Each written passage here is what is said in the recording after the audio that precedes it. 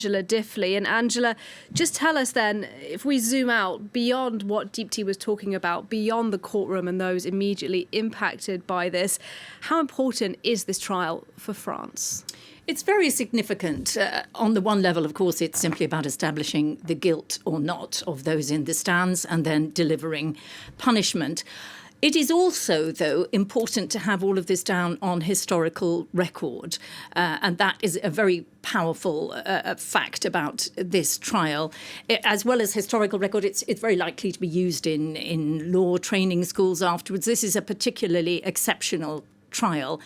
Beyond that, the French Justice Department and to some extent the media are very focused on the idea that this is France's response as a democratic country with a strong respect for the rule of law. This is that country's response to a dreadful atrocity. And there is a lot of contrasting with the attitude of the United States after 9/11 and the lack of transparency in the response of the US judicial system. And of course, it's being dubbed Guantanamo-style justice. So there is very much emphasis on the way the French are dealing with it. That said, there is a significant section of opinion within France who don't really buy that. They think it's been overdone, that the French state has spent too much money on this, and that it is something of a massive distraction, and that the real problem is that France must do more to combat deadly ideologies.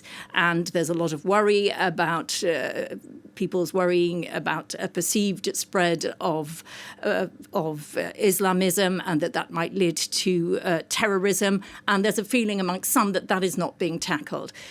At the beginning of this trial, there was a little worry that Salah Abdeslam might use it as a platform to spread his ideology. In fact, that didn't happen. Something very interesting happened, is that there was something of an evolution of his thinking. Whether or not it was genuine or not, we don't know.